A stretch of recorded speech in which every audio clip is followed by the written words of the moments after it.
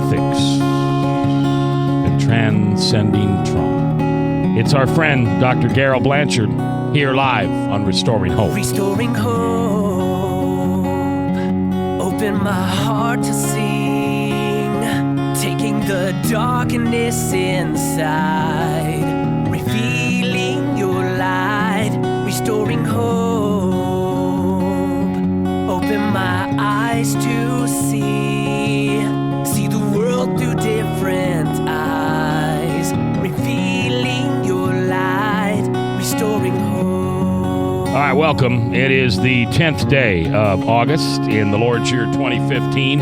I'm J. Michael McCoy, and on every Monday we bring you Restoring Hope Live here on The Truth, 99.3 KTIA, Huxley, Des Moines.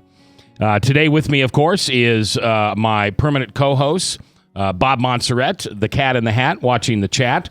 And what that means is if you are unable to be in front of a radio or you want to participate in a non-auditory fashion, you may go to our website at webcast1live.com and you can chat. And you don't have to sign up for anything. You don't get emails. You don't get coupons.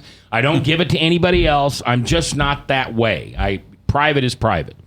And so you'll sign up, and they don't even have to use their real name, right? That's correct. Yeah, and so Bob is watching that, and he'll relay any pertinent comments. Pertinent is the operative word. And then we have the Queen of Sheba, Coco Stafford, who is a addiction counselor. No, it's fancier than that. No, it's okay. Addiction counselor at Powell CDC, who is our primary sponsor. And we have one of our favorite guys in today, Geral Blanchard. No D on the end. It's just Geral Blanchard. And he is he's written many books, Ancient Ethics for Today's Healers. He also has a book called Transcending Trauma. And I would strongly encourage you to pick those books up. One of the things that I enjoy about having you here is you relate to my 8-year-old brain. Because I listen to I listen to every radio program like a kid driving down the road with mom. And because if I can make it family friendly and interesting enough where maybe 11-year-old sitting in the back goes, Mom, what does that mean, trauma? I don't know. And the way you're able to share, I think it's easy to understand.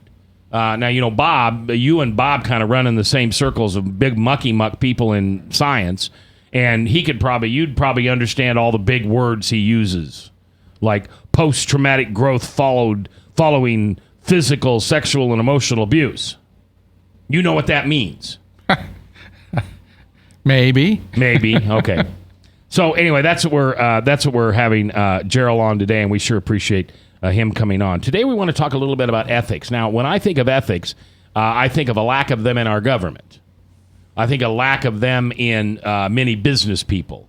But you're talking about kind of a different ethics. Well, I'm talking not so much about rules and regulations that should be policed in people's lives, let alone healers, but it's more about common sense, values, and principles that we use not only in our work, like myself as a psychotherapist, but common sense values we apply in our everyday life with one another, so that there's integrity between what we do at work and what we do at home. Now, you just said three things. You said common sense values, and what else? I probably talked about principles. Principles, okay. I'm just writing this down. That we live by. Principles that we live by, okay. Not just espouse, and this is not an ethics about how to lock your file cabinets properly and the do's and don'ts and the sins that can go with being a healer. This is more about influences that came to me from indigenous healers around the world, from my travels to Africa, South America with medicine people and shamans, and what I learned from them about common sense methods of treating other people and following them. Things we've lost track of, Mac, and gotten away from for over the years. Give me some examples. One of the things they'll say is in, let's say, Navajo culture. Okay.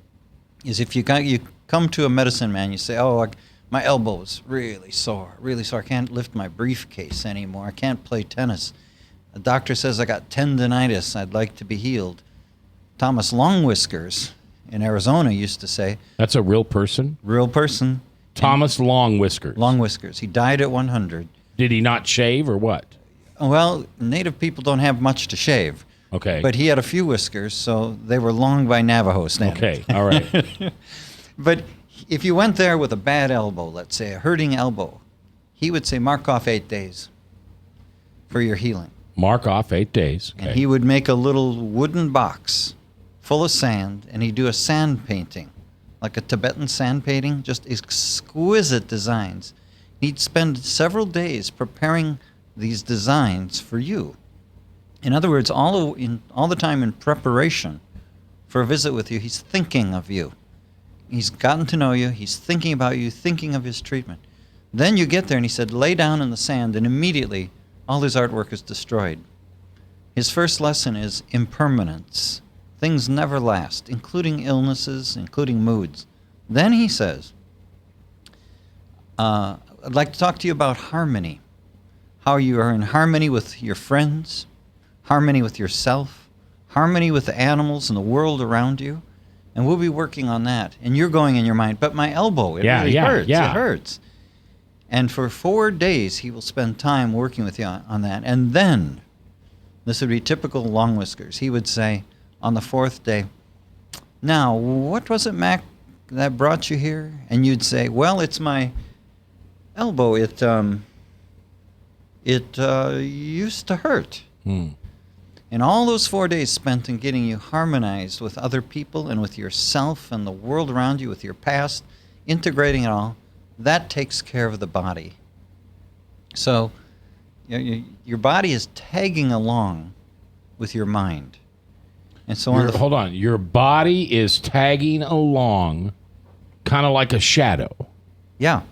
But we lead with new thinking. We lead with making peace with ourselves, the people around us, humbling ourselves. That's a big thing with the Navajos. Humble ourselves before other people. And then with more peace inside of us, the body goes to work on healing itself. What would the Navajos say that the definition of humble is? I could tell you the Lakota definition. Okay. There's a fellow named Godfrey Chips. Godfrey Chips. Yep. And Thomas Long Whiskers. Yeah, Godfrey Chips. Doesn't this sound like a hair band out of the 80s? Really, guys? In humility, this Lakota medicine man has said, my job as a healer, he says, I'm simply the spirit's janitor. All I do is wipe the windows clean so that you can see out better. Okay. So in other words, he's helping you understand yourself better. He doesn't claim I'm the magical doctor with all the skills and knowledge. Humbly, he says, I'm just the spirit's janitor cleaning the windows so you can see out into the world more clearly. Geral Blanchard is our guest today. Several books, Transcending Trauma, Post-Traumatic Growth Following Physical or Sexual and Emotional Abuse. Also, Ancient Ethics for Today's Healers. Now, I want to give my listeners a perception here. And I'm thinking about Jill King right now. Because you have not used the term or name Jesus yet. You have not used the term prayer or meditation. But I want you to be a sophisticated follower of Christ and understand that what Geral is talking about can be Christian principles. You say, well, he never mentioned that. Well, it's because you're not thinking of that.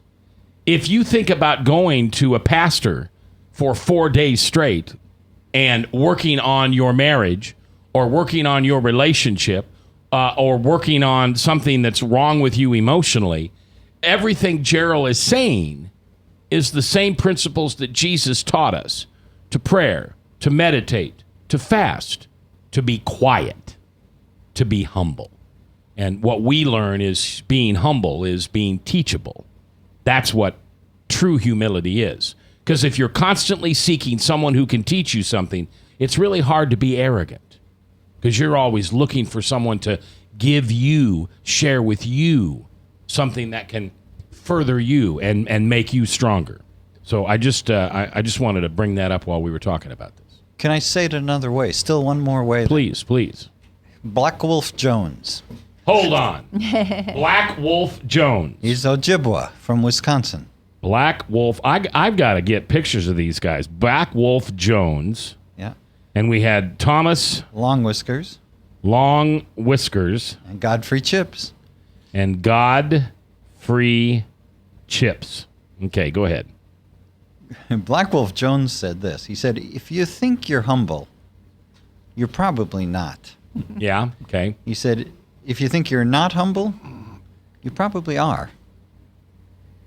And I liked what you said a minute ago, Mac, because it's the quietness, the ability to listen, the person who isn't portraying themselves as the wonderful healer of all is the one who's most effective. Who is the most humble healer you've ever heard or read about? Jesus. There you go. And that's a style that we want to emulate, even in the counseling office. Sometimes we as psychologists or as doctors, as psychiatrists, can be a tad bit narcissistic, a tad bit arrogant in pushing our agenda on other people. Well, and to your benefit, I mean, I remember saying to a counselor once, and it worked out well in this case, I remember saying, you're taking it easy on me.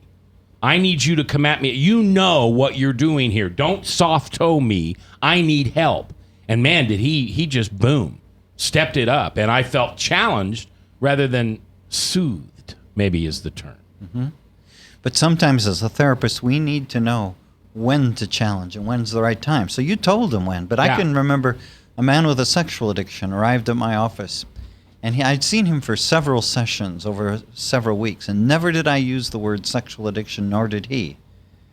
Now, he knew that I was aware of his sexual addiction proclivities.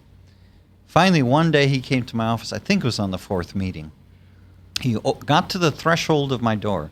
Before he even walked in, he said, and he hadn't sat down or anything, he said, Jerry, today, I think I'm ready, and I'm healthy enough for you to tell me how sick I am. Wow. It's like he had to get strong enough before he could hear the inevitable words, sexual addiction. Yeah. Sometimes it's hard to hear addiction, whether it's to drugs, alcohol, gambling, whatever. And we know when the client is ready, and sometimes they'll just flat out tell us. Yeah. Lay it on me. Now, Lila, do you hear the steps all over this?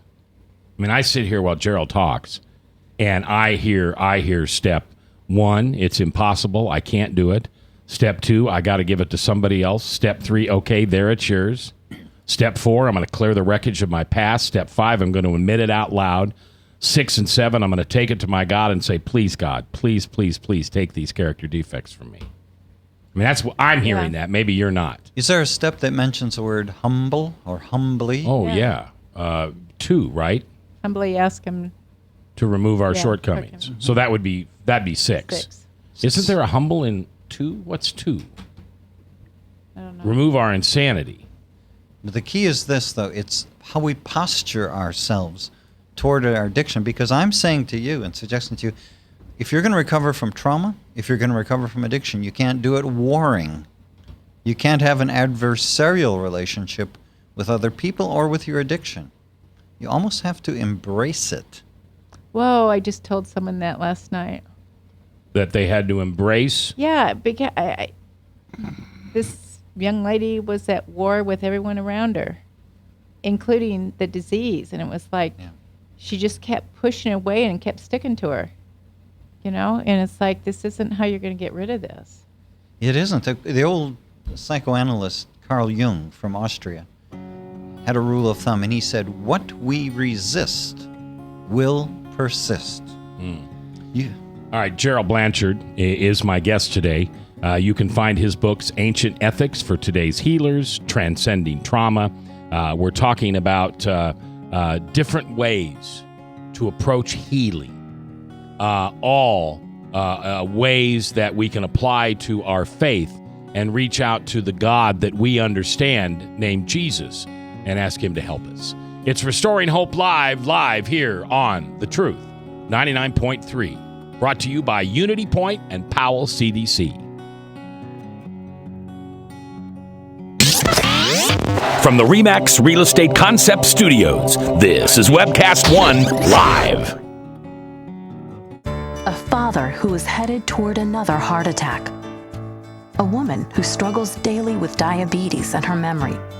A boy whose headaches keep him out of school.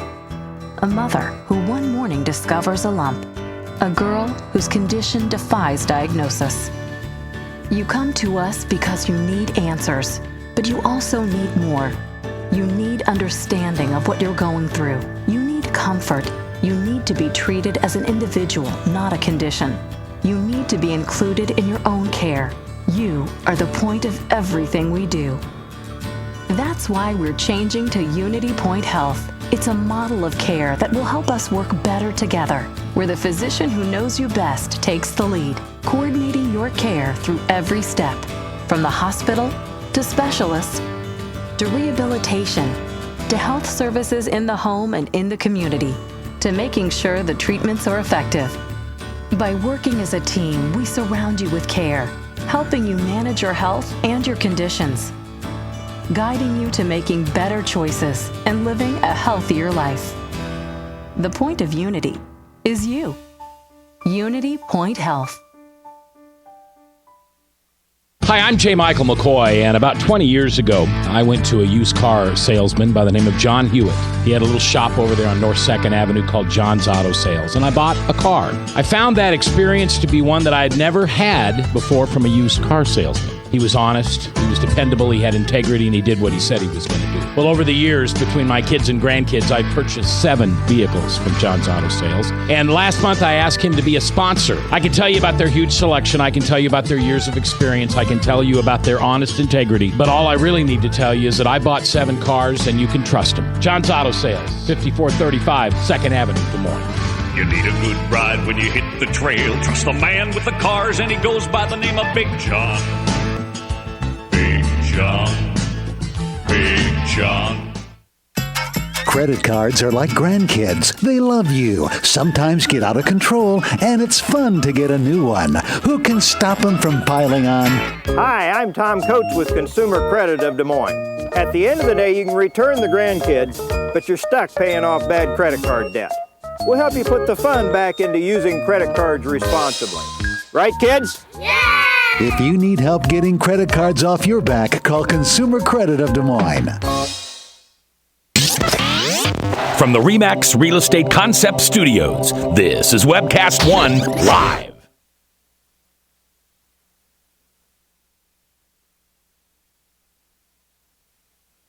Restoring hope, open my heart to sing, taking the darkness inside, revealing your light, restoring hope.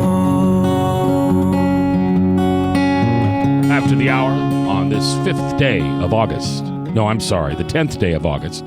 In the Lord's year 2015, I'm J. Michael McCoy. It's a Monday, and that means it's Restoring Hope Live, brought to you by Powell CDC. I say it every Monday. I'm going to say it again. I'm sorry if you know this already. Thank you. It means you're paying attention. I don't say this to be repetitive. I say it repeatedly. I say it a lot because it'll sink in. You now know someone that you can call on when things get tough with an addict. Uncle Bob comes over on Sunday to play yard darts, and he drinks a bud, and then he drinks a second, and then he's through a 6-pack. And just when you think it's safe because he's out of beer, somebody shows up and brings a cooler full of beer for Bob. It's your son or your daughter, or son and daughter-in-law, that have taken your wonderful child down a strained road of addiction. And you know there's something wrong. Danger, stranger, danger. It's your pastor. It's somebody in your Bible study. It's somebody who seems to always commit to being there and then doesn't show up for whatever reason. Somebody who always is a great employee except on Monday morning. And you can't figure out why either they're not there most Mondays, or if they are there, they're not there. They've checked out. It's called the brown bottle flu. Old term, current problem.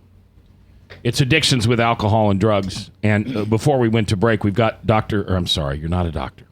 You're a doctor to me. I just want you to know that. Geral Blanchard, he's written many books. He is a trauma therapist here in Des Moines. And you were talking about how we need to embrace our addiction. And that just sounds so messed up. Well, it's a really hard concept to learn, I believe, because I remember when I was in treatment for eating addictions, they were telling me I had to learn to love my body before I could let this go. And it was like, no, I hate my body. And I think people think the same thing about addiction. So what are you talking about? Well, it's that. So many times people feel they have to berate themselves and hate themselves for the mistakes they made while drinking. And they have to say goodbye to that problem, not talk about it much other than in recovery terms alone. But I'm suggesting that when you embrace your addiction, you don't want to kick it out of your life so much as you want to milk it for all the learning you can get from it. Yeah. It is a teacher in disguise. Yeah. We can learn from it.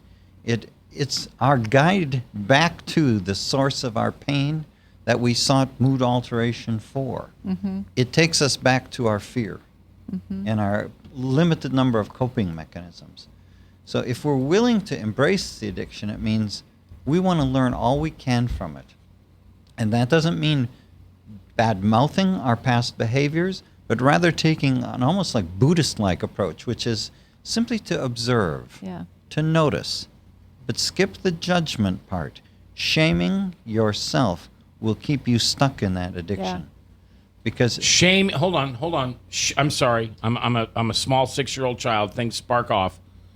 Shaming yourself allows you to hold on to the addiction. Keeps you stuck. Keeps you stuck in it. Now, there's a difference between guilt and shame. Guilt is like, I've done something wrong and I got to make it right. So we do the step work covers that. Shame is deeper. Shame is more than guilt. Guilt is, I've done something wrong. I have to and I will make it right. Shame is, I am wrong.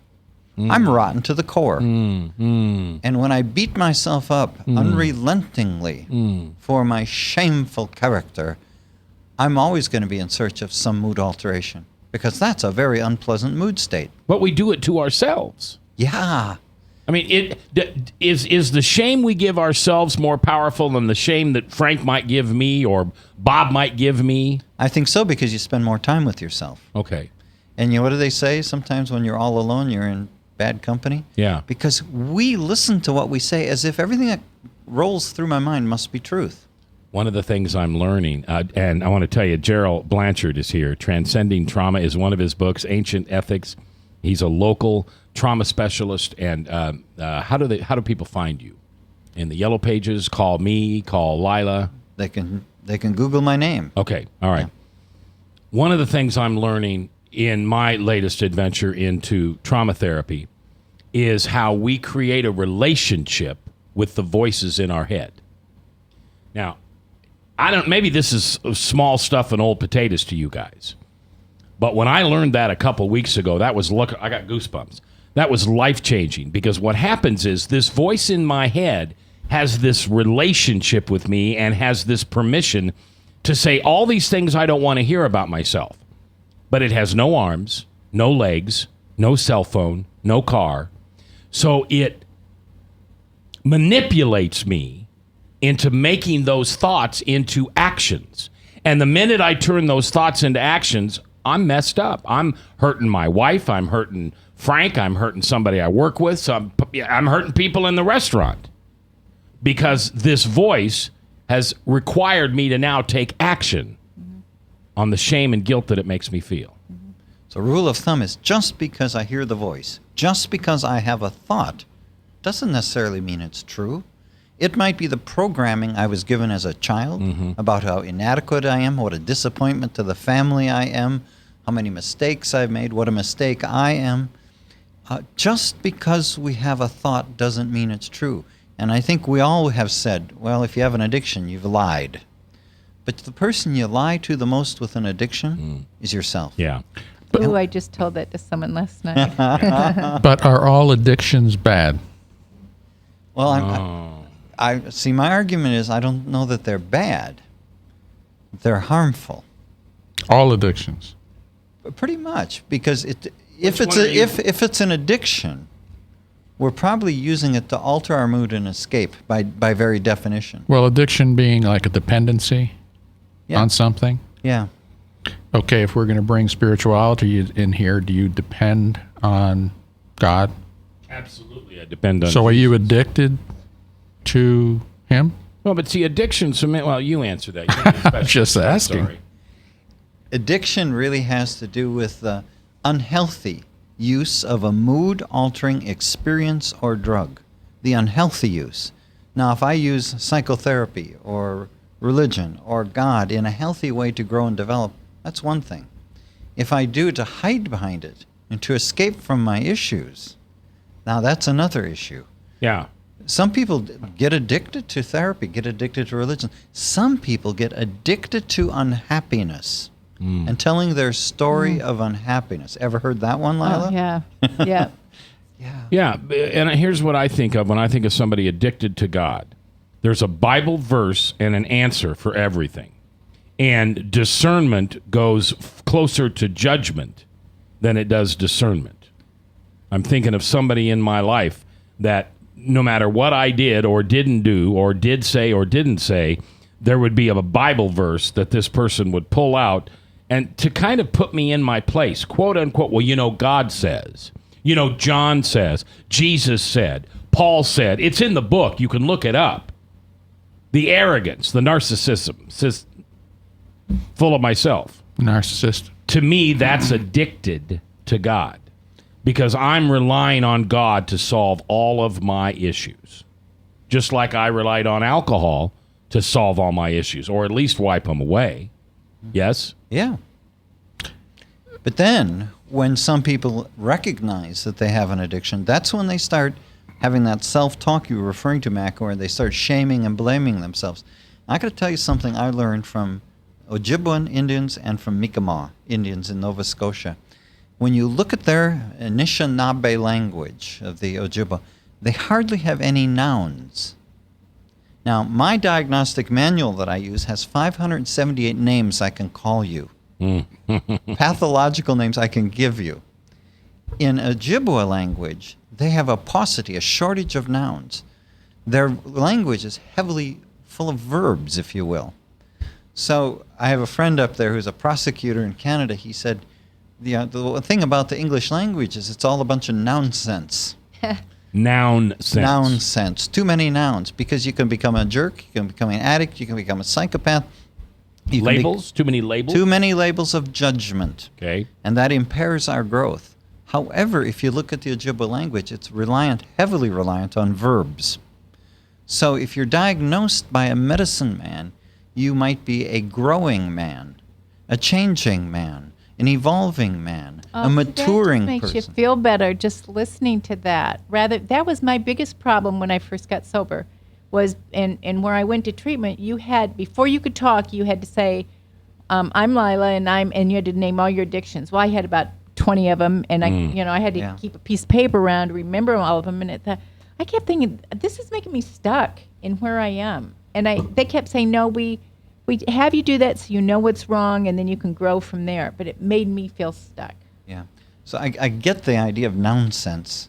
No. But if I could tell you a story, to make this a point, what happens when you're out of nouns and you got mostly verbs? It suggests change is happening and going to continue to happen. But this came to life for me one time in Nova Scotia. I was with a Mi'kmaq boy, a native boy, and he had something red and round in his hand. He threw it to the floor. It came back up. He caught that thing. He threw the round thing down to the floor. It came back up. He caught it. And he kept doing that. And I said, what do you have there? Well, what did he have? A bouncing. Imagine he had a yo-yo. Well, yeah, but he had to It was a round, rubbery thing. It hit the ground. He caught it. I said, what do you have there? I asked the obvious question. He said, oh, bouncing. Mm-hmm. Bouncy. He didn't have a ball. Yeah. He had bouncing. Language. Our language, oftentimes, in the language of our culture right now, is sometimes quite negative. If you turn on the news, any news station right now, and you listen to an interview, and you haven't done it today to me, Mac, but you listen to other interviewers, when they're talking to you, and they'll say, it'll sound like this: "Listen, Mac, I got to tell you something." Or they'll say, "Yeah." Sounds like Frank, doesn't it? Seriously? Okay. But they'll send a commanding message out there to tell you to listen up. Listen. Okay. And it's almost, and there's several other words notice the announcers will start with. I even wrote some of them down for myself. I wonder if I could find them here. But in essence, they're commanding us to pay attention to them. It's my turn to talk. And what it says is, and this I learned from Native people, listen is wonderful, but perhaps the person commanding that we listen should listen as well. Native people are very okay as healers to sit quietly with you for hours and not talk. To share space with you, be there for you, not a lot of judgment, not a lot of nouning of you, or a lot of nonsense. But they can hear you and be present with you, and they don't need to hear their own chatter so much. See, that's what you're good at. If I feel like I've got the answer to something, I want to tell the people, but I know it's better for them to come up with the answer themselves. But it's very hard. It's a discipline, I think. Well, truth be told, I struggle with it all the time myself. Yeah. I get so enthusiastic about an idea. Geral Blanchard is our guest, Transcending Trauma, Ancient Ethics, just a couple of his books. He's local. You can Google his name if you'd like to come see him as a therapist. When we come back, trauma. How does it impact us? How does it materialize? How does it ever go away? How do we get healed? It's next, live. From the RE/MAX Real Estate Concept Studios, this is Webcast One Live. I'm Brian Leach, owner of Service Legends, and my position is Chief Talent Officer. I'm Nicholas Wonderscheid. I am Bernie Homs. And I'm the Service Manager. Marketing Director and Client Relations Manager. Everything that we do is about ensuring that we exceed your expectations. Our clients are important to us. 100% satisfaction. We're not just focused on heating and cooling. That's the easiest part of our job, actually, is fixing furnaces and air conditioners. Everyone that we come in touch with, we want to improve lives. Bottom line is, we've got our installation guarantees, 25% energy savings guarantee, comfort guarantee, temperature selection guarantee, property protection guarantee. 100% satisfaction guaranteed, fixed rate or it's free. All of those guarantees are backed up with a 100% money back guarantee to hold ourselves accountable to making sure that you get what you're after. Just fixing the problem today. If they have another problem 5 days down the road, it's still fixed rate or it's free. We use what's called straightforward pricing. Our technicians are going to give you an exact to-the-penny price on what it's going to take before they move forward with any repair. That way you know what to expect. It's the same price every day. No surprises. If you get off work at 5 o'clock in the afternoon, you come home, you realize that, oh, my furnace is broken. Now you need to call somebody out that night. You shouldn't have to pay more for that. We're guaranteeing service 24/7. We run afternoons, evenings, nights, weekends. We're staffed to work that. Phone rings at 3 in the morning. You'll get one of our representatives answering the phone every time. We're not sending you out to Timbuktu in some call center. It's our Service Legend team members, our mission control team. I'll take a call anytime. And then they answer the phones the same way during the day as they do at night. It's a great day at your service company. How can we make you smile? That's the only way to provide true 24-hour service. When you're able to let somebody actually live in their home safely when they weren't able to do that before, where they don't have to stay up at night and worry about, is the heat going to come back on? Are we going to freeze the pipes? Is the baby in the room next door going to be sick because they got too cold? When you're able to help somebody overcome challenges like that, that's impacting a life. That makes a difference. I get goosebumps thinking about it. I love the team. I love the people that I work with. We have fun, but we work hard. I call them my ambassadors of legendary service. If you can just envision what that is, that's who we're sending to your home. They literally will call in, pick up the phone and call and say, hey, I want to talk to your manager. And I get on the phone, they're like, that technician that was at my house was the greatest technician ever. That's cool to me. We want to brighten people's days. Every person that we have going into the house has gone through an extensive background check. Drug testing, we have a very thorough interview process that 1 out of 140 people make it through. If we promise you something, that's what you're going to get, no matter what. We're here when you need us to protect the safety and comfort of your family. If you're not happy, we're going to make it right. If we're willing to put 100% money back guarantee on what we do, what type of work do you think we do? Give us a call. We're there for you 24/7, 365 days a year. Enough said. Restoring hope, open my heart to sing, taking the darkness inside, revealing your light, restoring hope. 22 minutes before the top of the hour, 3:38 live here on the 10th of August in the Lord's year 2015. I'm J. Michael McCoy, and this is Restoring Hope Live, a ministry, a radio program, a informative opportunity for you to learn more about addictions, trauma, ways that you can help others, maybe ways that you can help yourself. We do it every Monday right here on Restoring Hope Live, and it's brought to you by the good folks at Powell CDC. And CDC stands for? Chemical Dependency Center. Yeah, all right. Our guest is Geral Blanchard. Now, if you choose to Google Geral, here's the correct name and spelling. It's G as in general, E as in elephant, R as in radio, A as in apple, and L as in laugh. There's no D. It's Geral, Geral. Last name Blanchard, Blanchard. If you put a D on the end, what do you get? A psychopath from Canada or something? Yeah, psychopathic psychologist from Canada. Yeah, and I've lived in Canada, so I'm trying to shake that image. There you go. So people just spell it right. Yes, please. All right, define trauma to me. I mean, we always hear about post-war trauma and trauma from sexual abuse, but there's a lot more trauma than just that. Well, I would want to speak to what trauma is and which cultures have it. And first of all, trauma is really a earth-shaking, unexpected, powerful and unsettling event that may be so severe and shocking for us, it may even make us think we're losing our life. It's something where we had no power or control over, and it's happened to us. And oftentimes, along with it comes a sense of major betrayal and powerlessness.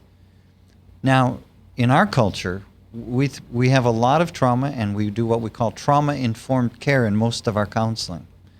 Go to indigenous cultures around the world, and they don't get the concept hardly at all. Really? They might have a concept of pain, ouch, something that hurt, and they have this concept that we just move on. We have a concept about trauma, post-traumatic stress disorder, that says you could live with this forever and it could destroy many aspects of your life. In my book, Transcending Trauma, I talk about post-traumatic growth, whereby many people experience trauma and not only bounce back afterward, but they bounce forward, Mac. They're going forward and growing after that experience. So trauma isn't a universal thing, and even in our culture, we've subscribed to this breakage model of trauma, that when it happens to you, and it happens to all of us by our definition, that somehow you're like Humpty Dumpty who fell off the wall, took a great fall, and all the king's horses and all the king's shrinks couldn't put Humpty together again. And so we have this attitude that we're going to have long-standing breakage. And I'm saying it doesn't have to be that way. In fact, in the majority of instances, trauma does not have a long-lasting effect on us. Some people bounce back, yes, but some bounce forward and are better, stronger, more steeled than before the incidents. So, I don't want to say this term, but trauma can be good for us? Absolutely. All right, you guys grab your headphones. We've got a caller. No, we don't have a caller. Did you lose him, Frank? You got to get better with that phone stuff. It's just a phone. That's all it is. It's a phone. All right. You said something a couple minutes ago that just shook me. That trauma can be so, these are my words, not yours, but so unexpected that the unexpectedness of the event is more traumatic than the event itself. The unexpectedness can be one element that can make it painful. What's more important in how it's going to impact us is how we respond to it. I'm going to finesse some words, Mac, but how we react to trauma is one thing. That's sort of our instinctive habituated first response to it. Then when the brain kicks in and we make sense of it and milk it for growth, that's how we respond to trauma. So the difference between react and respond is probably the most telling factor in how we're going to rebound from it. All right, I want to use a personal example of my own. I lost a job more than 20 years ago, and the job was my identity. Okay, I had no identity outside that job. At least I had no greater identity. Absolutely unexpected. Out of the blue. Didn't expect it. Blame, shame, and guilt all over it. It impacted my family. It impacted every relationship I had. It impacted my forward career for years and years. What could I have done? I mean, somebody's listening out there, and today, tomorrow, the next day, they're going to have a trauma in their life.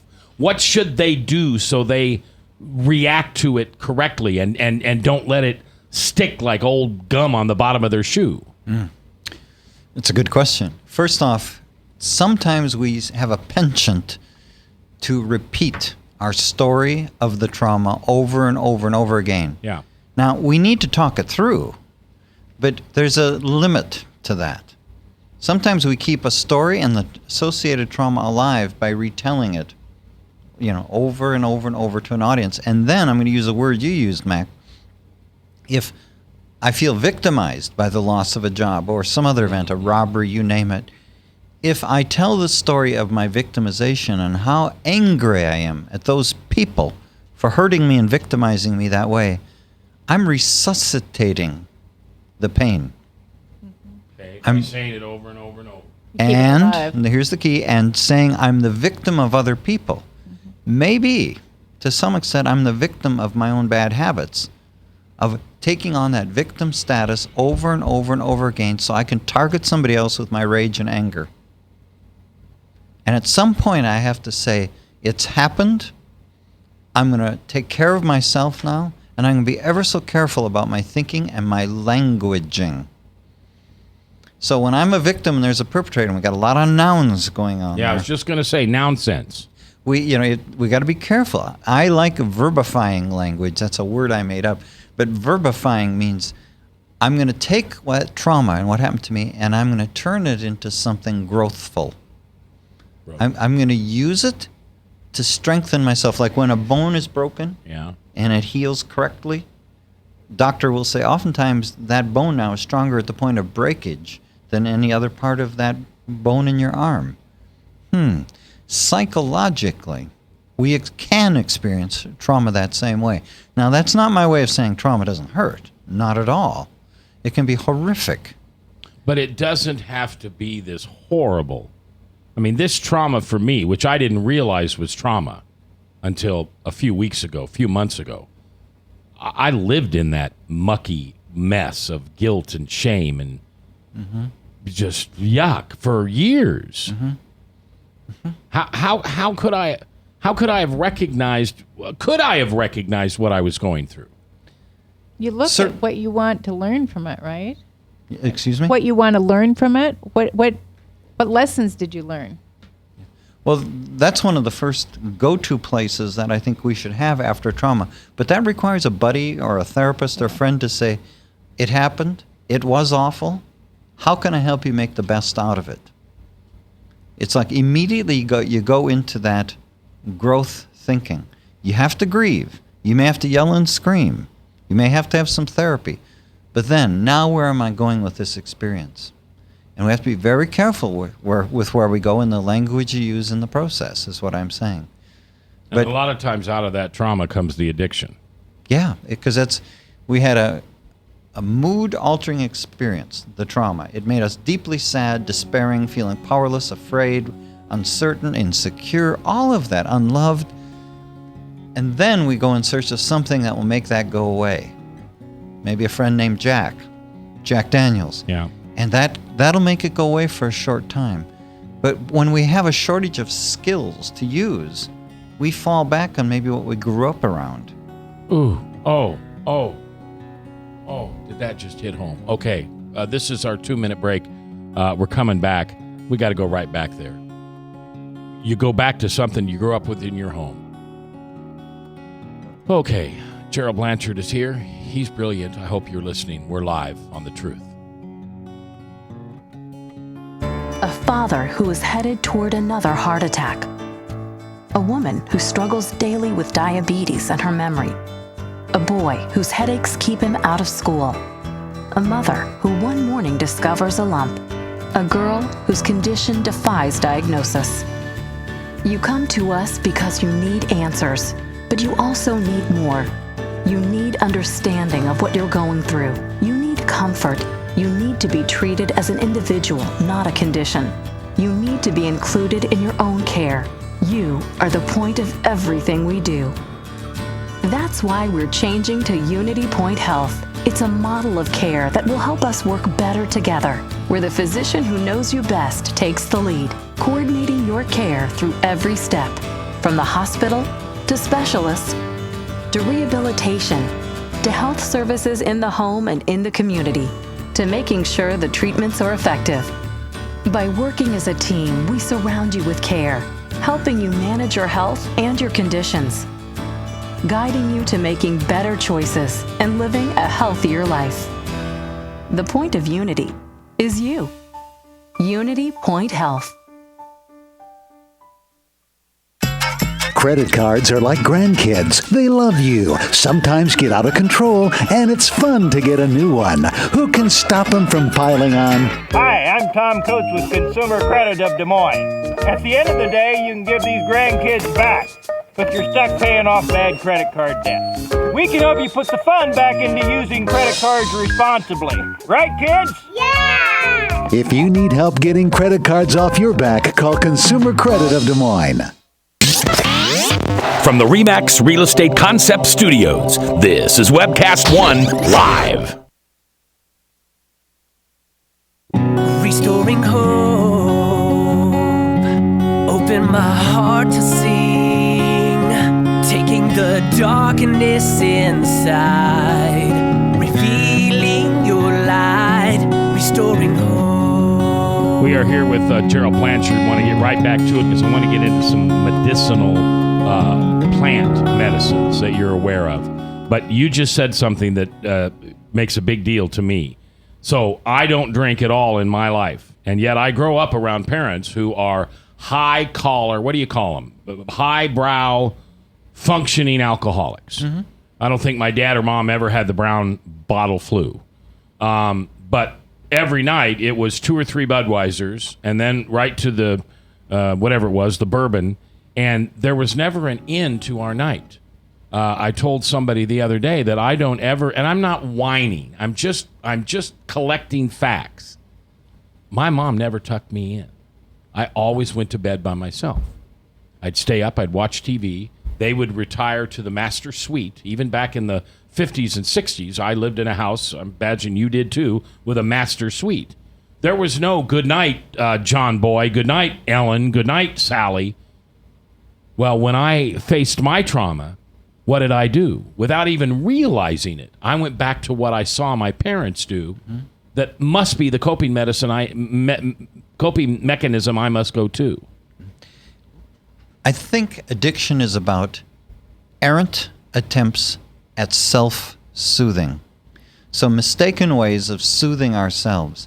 When we don't have a lot of skills at soothing ourselves after discomfort, and when our parents weren't there at bedside to tuck us in and soothe us, then we fall upon something we're familiar with. And that may be the stiff drink after a hard day of work to soothe myself. That gets registered in your brain, even though you may not talk about this pattern in your home. But it's a pattern. Yeah. It got recorded. Yeah.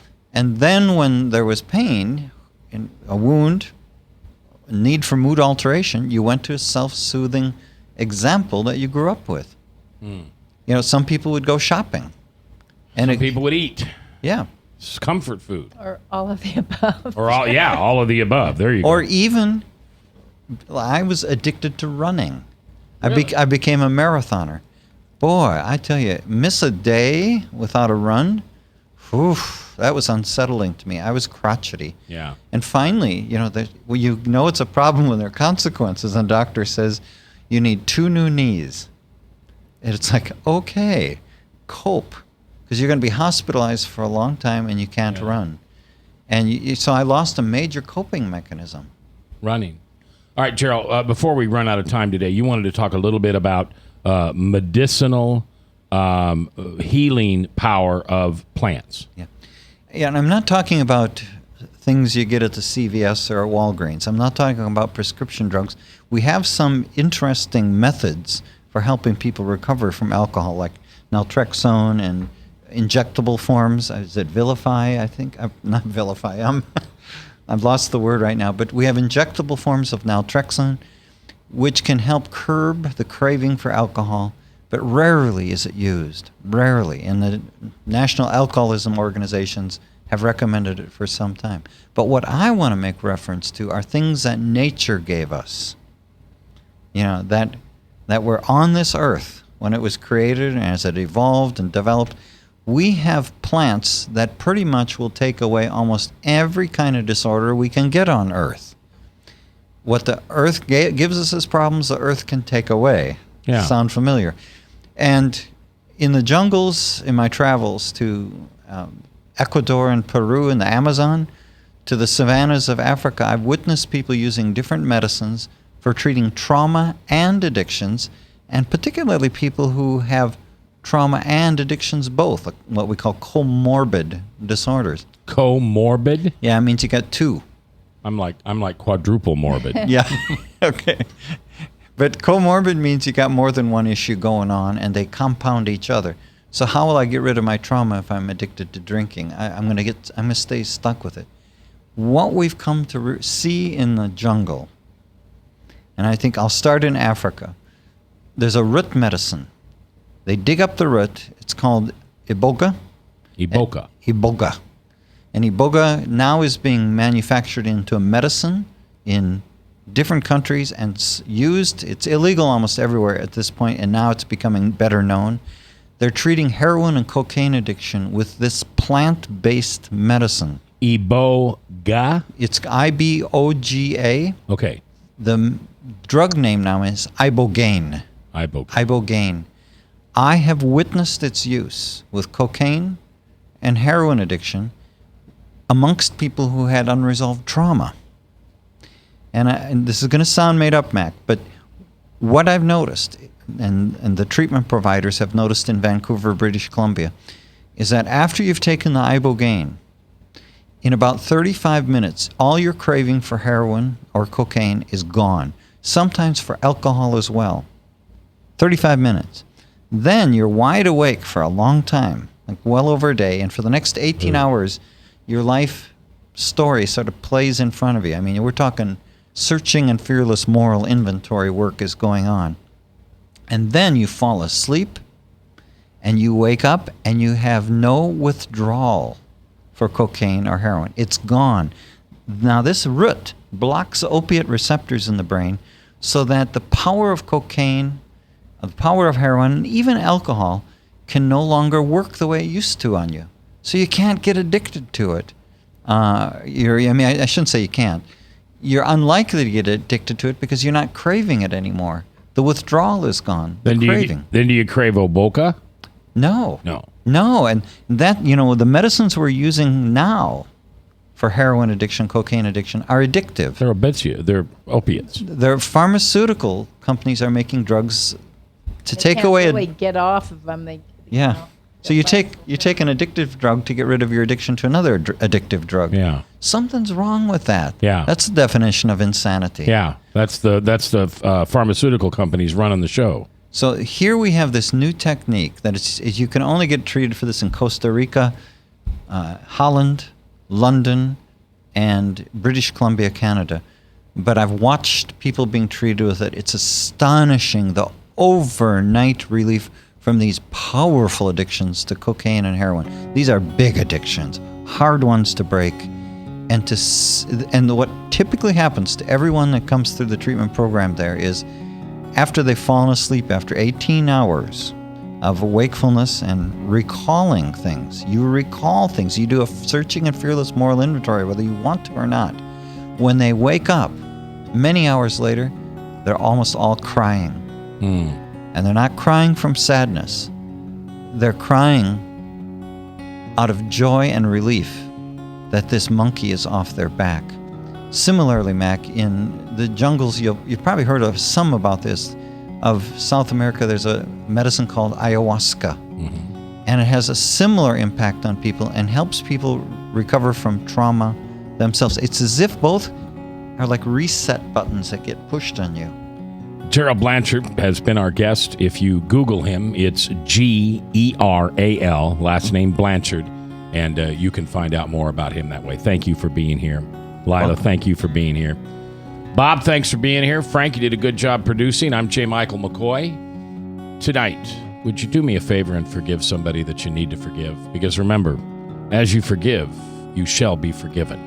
I'll see you in church.